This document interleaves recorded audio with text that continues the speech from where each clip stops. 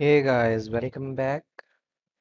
And in today's lecture, we will discuss uh, if-else statement with the user input and if-else if ladder statement plus हम इसके साथ join करेंगे nested if statement को। ठीक है,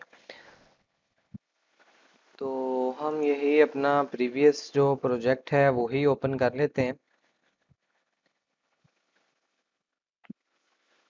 तो जो आज के मेन टॉपिक्स हैं वो मैं दोबारा से रिपीट कर देता हूँ कि आज के इस लेक्चर में हम लोग इफ एल्स स्टेटमेंट देखेंगे with the help of user input, और उसके बाद हम if else if ladder statement देखेंगे।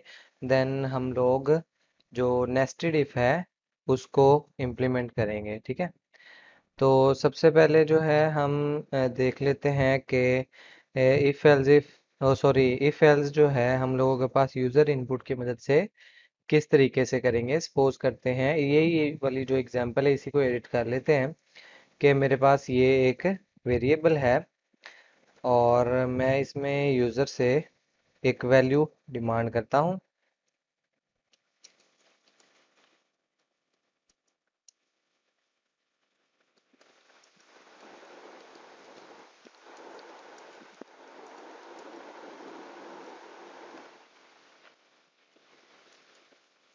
ठीक है जी, मैंने यूज़र से ये स्टेटमेंट यानी कि ये स्टेटमेंट प्रिंट करवाई और यूज़र से एक वैल्यू डिमांड की। यूज़र से वैल्यू लेने के लिए हम सीन स्टेटमेंट यूज़ करते हैं और मैंने ये यूज़ की कर ली। ठीक है, सबसे पहले मैंने अपना एक वेरिएबल डिक्लेयर किया। वेरिएबल डिक्लेयर करने के बाद जैसे ही उसको मेमोरी एलोकेट होगी तो मेरे पास कंसोल पर ये आउटपुट आएगी और इसके फ़ौरन बाद मेरा कर्सर ब्लिंक करेगा और उसका मकसद ये होगा कि मेरा जो कंपाइलर है या मेरा जो सिस्टम है वो मुझसे एक वैल्यू डिमांड कर रहा है और वो वैल्यू जो होगी वो इस वेरिएबल में जाके स्टोर हो जाएगी। ठीक है, और उस वेरिएबल को मैंने यहाँ पे टेस्ट किया है कि क्या ये मेरी इस कंडीशन को सेटिस्फाई करता है या नहीं। अगर इस कंडीशन को सेटिस्फाई करता है तो ये इवन है और अदरवाइज ये ऑड है। ठीक है, तो इसको हम चला के यानी कि रन करके देख लेते हैं।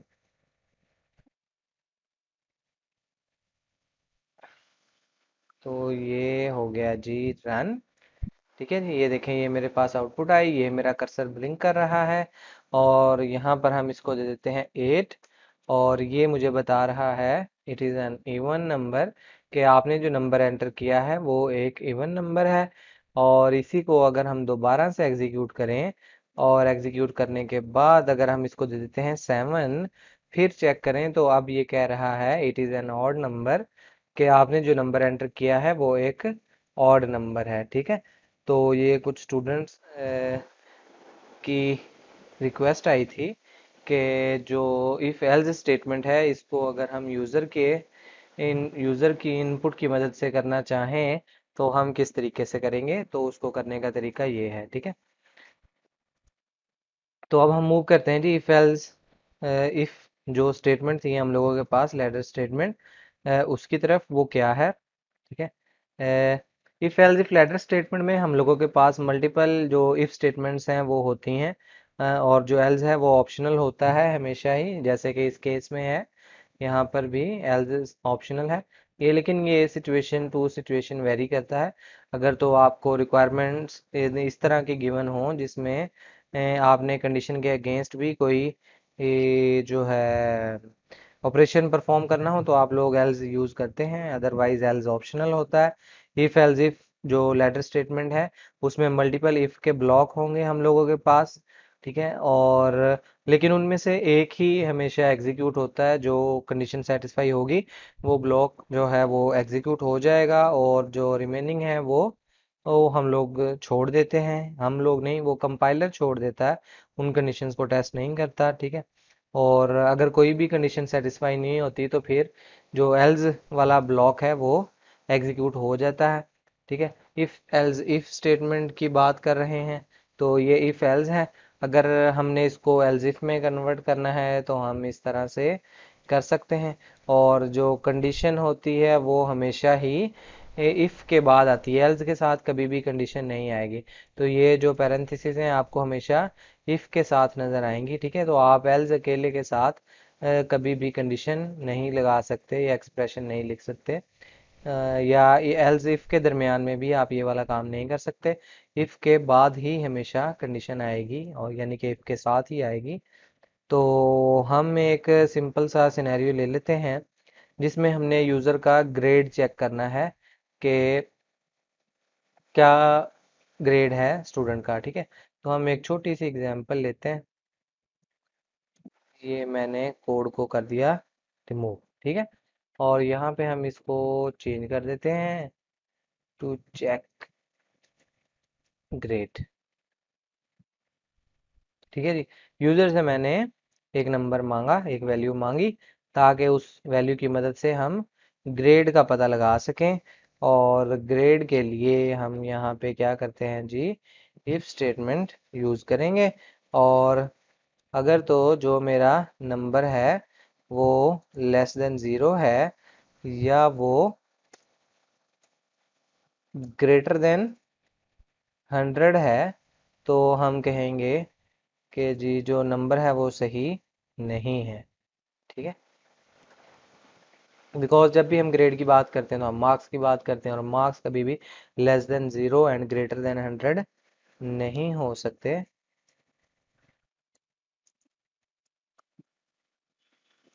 ठीक है जी, ये मैं अपनी तरफ से एक स्टेटमेंट लिख रहा हूँ, आप चाहें तो कोई सी भी स्टेटमेंट लिख सकते हैं, ठीक है जी। इसके बाद हम लोगों के पास आ जाएगा जी इफ एल्स। इफ एल्स में अगर तो जो नंबर है वो ग्रेटर देन इक्वल टू 0 है, एंड जो नंबर है वो लेस देन 50 है, ठीक है जी। तो हम क्या कहेंगे जी कि 0 से मार्क्स ज़्यादा है, और अगर 50 से कम है तो हम कह देंगे कि जी आपका बच्चा जो है फेल हो चुका है। अल्लाह ना ही किसी को फेल करवाए, लेकिन इस केस में बच्चा फेल हो रहा है, ठीक है। अगर ये वाला केस भी हो गया, इसके बाद हम चेक कर लेते हैं। अगर तो मार्क्स जो हैं वो ग्रेटर देन इक्वल टू 50 हैं, एंड जो मार्क्स हैं वो लेस देन 60 है, तो फिर जो है हम कह देते हैं जी ग्रेड जो है वो डी ग्रेड है, ठीक है। डी ग्रेड, ठीक है। इसके बाद फिर हम और चेक कर लेते हैं जी। चाहे इन सब में से एक ही कंडीशन सेटिस्फाई होगी, ठीक है। और अब क्या बनती है जी कंडीशन, वो है जी नंबर अगर ग्रेटर देन इक्वल टू आ जाता है जी 60 के, एंड और नंबर जो है वो लेस देन आ जाता है 70 के, तो हम कह देंगे जी सी ग्रेड है।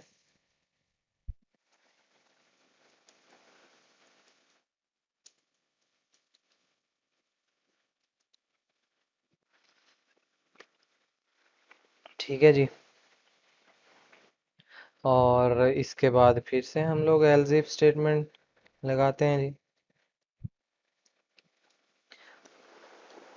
कर नंबर जो है वो 70, सॉरी ये गलत सिंबल लगा दिया, 70 से ग्रेटर देन या इक्वल टू है, या लेस देन 80 है, तो हम कह देंगे जी बी ग्रेड।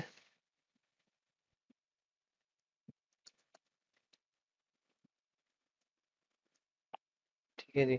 इसके बाद फिर से हम लगा देते हैं जी एक ये एल्स इफ स्टेटमेंट, और यहाँ पर हम कह देते हैं जी अगर तो मार्क्स जो हैं वो ग्रेटर देन इक्वल टू 90 हैं, एंड जो मार्क्स हैं वो लेस देन इक्वल टू 100 है, लास्ट केस है क्योंकि, तो हम कह देते हैं जी ग्रेड इज ए।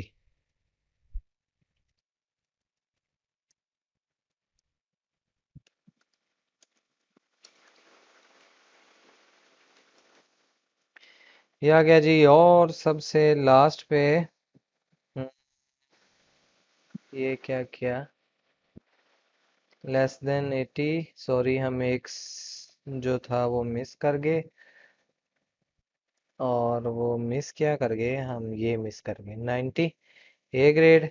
और ए के बाद फिर हम चेक कर लेते हैं जी, एल्स इफ, और यहाँ पे हम कर देते हैं G number greater than equal to 90 and number जो है वो लेस देन इक्वल टू 100 हो, तो जो ग्रेड होगा वो होगा ए प्लस। ठीक हो गया जी। तो ये आ गया जी हमारा ग्रेड वाला प्रोग्राम। तो यहाँ पे हमारा प्रोग्राम हो जाता है कि जी कंप्लीट। यहाँ पर मैंने एल्स नहीं लगाया बिकॉज मैंने कहा था कि जो एल्स है वो ऑप्शनल होता है, और वैसे भी एल्स को हम यहाँ पे भी एड्रेस कर चुके हैं। अगर मैं ये इफ स्टेटमेंट ना लगाता और यहाँ से अपना प्रोग्राम स्टार्ट करता, यानी कि ये मैं इतना पोर्शन यहाँ से इतना जो हाईलाइट किया है इसको रिमूव कर देता, तो ये वाला काम जो है मैं एल्स में कर सकता था। ठीक है, लेकिन मैंने नहीं किया, मैंने उसको भी इफ में कन्वर्ट कर दिया। और ये एक सिंपल एग्जांपल है जिसमें हमें पता चल सकता है कि एल्स ऑप्शनल होता है, और if else if ladder statement को किस तरह से यूज करते हैं, तो इसको रन करके देखते हैं। ये आ गया जी हम लोगों के पास प्रोग्राम। और यहाँ पर ये पूछ रहा है जी मार्क्स, मैंने इसको मार्क्स दिए हैं जी 80। तो यहाँ से हम देख लेते हैं कि किस कंडीशन में फॉल करते हैं हम। तो ये वाली कंडीशन बनती है G greater than equal to 80, because जो प्रीवियस है वो लेस देन 80 के लिए है, इक्वल टू 80 के लिए ये वाली सिचुएशन है, और इसकी आउटपुट आनी चाहिए ए ग्रेड। तो ये देखें हमारे पास जो आउटपुट है वो ए ग्रेड आ रही है। हम इसको दोबारा से रन करके देखते हैं, और दोबारा से हम इसको जो वैल्यू है वो अब देते हैं 60, और 60 पर जो है वो ग्रेड सी आना चाहिए। तो ये देखें जी हमारे पास सी ग्रेड आ रहा है। तो ये एक एग्जांपल है हम लोगों के पास कि हम if else if ladder statement को किस तरह से यूज़ कर सकते हैं। लेक्चर की जो लेंथ है वो ऑलरेडी काफ़ी ज़्यादा हो चुकी है, तो जो नेस्टेड इफ वाला पोर्शन है वो हम नेक्स्ट क्लास में करेंगे। तो अगर आपको आज का लेक्चर समझ ना आया हो तो आप कमेंट सेक्शन में अपनी क्यूरी पेस्ट कर सकते हैं, या आप डिस्कशन फोरम पे कोई भी क्वेश्चन पूछ सकते हैं, या वेबसाइट पे आप कमेंट कर सकते हैं, या वैसे ईमेल कर सकते हैं। ठीक है, तो किसी भी तरह से आपने जस्ट मुझे अपनी क्यूरी जो है फॉरवर्ड करनी है, और मैं उम्मीद है कि उम्मीद क्या कि मैं 100% अपनी ट्राई पूरी करूँगा कि आपकी क्यूरी को एड्रेस करूँ, आपका जो क्वेश्चन होगा उसका आंसर दूं।